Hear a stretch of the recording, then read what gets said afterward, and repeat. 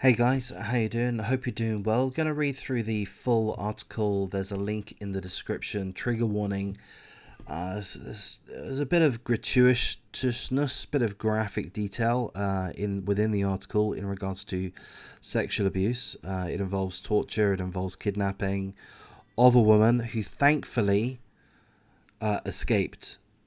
Not unharmed. She has been harmed physically, sexually, emotionally, but thankfully she has escaped. But let's read through the full article that's in regards to this absolute scumbag.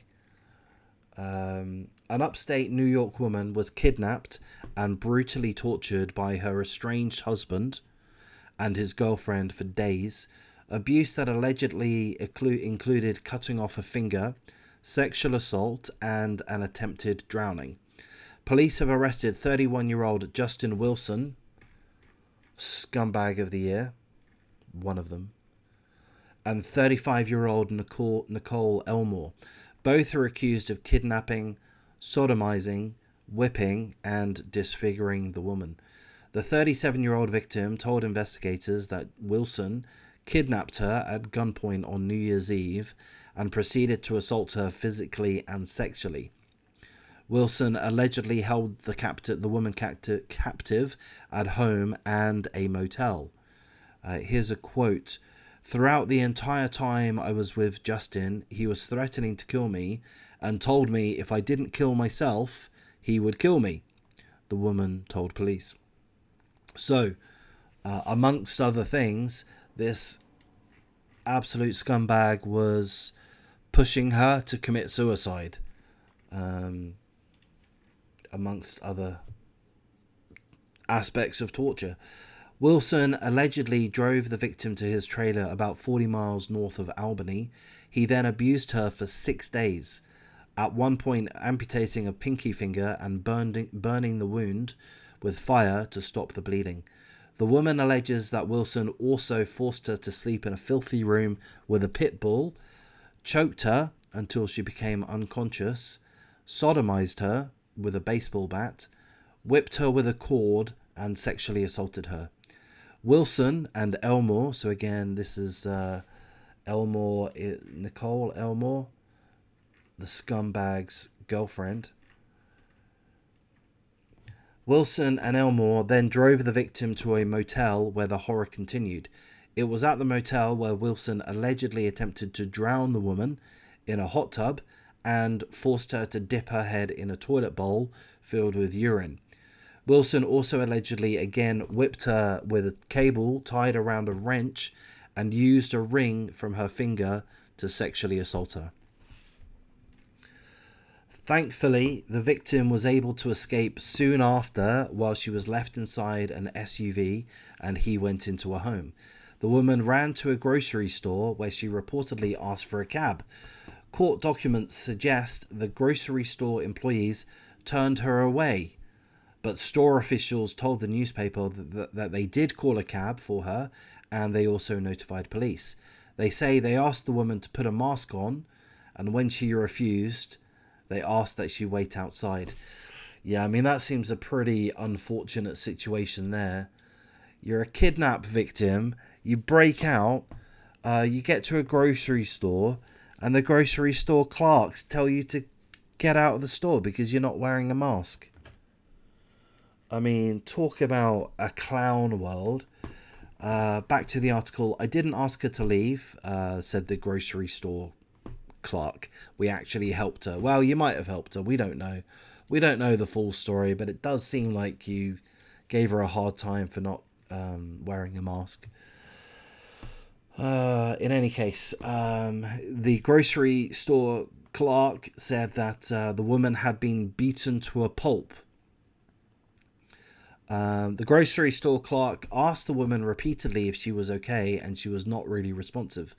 By the time the police arrived, the woman had already left and gone to a taxi stand where she was driven to her grandfather, who brought her to the hospital.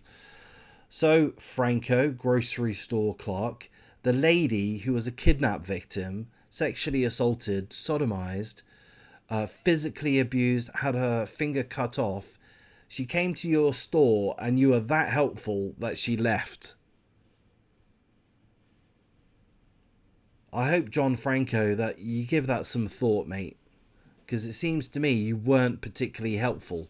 I mean, you say we actually helped her. It seems like you didn't, is how it seems to me. If she thought you were that helpful that she decides to leave and go somewhere else, you're supposed to offer, you know, some level of sanctuary, but seemingly you didn't do a particularly good job.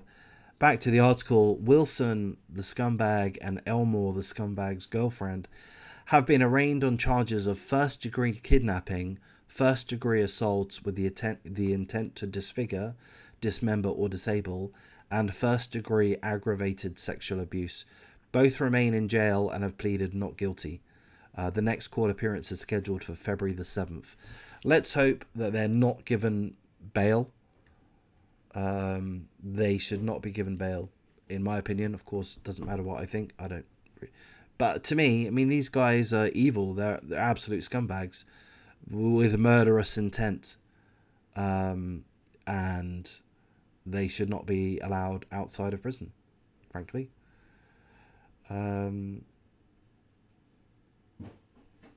A lawyer representing the scumbag told the Associated Press that he had not yet fully discussed the matter with his client.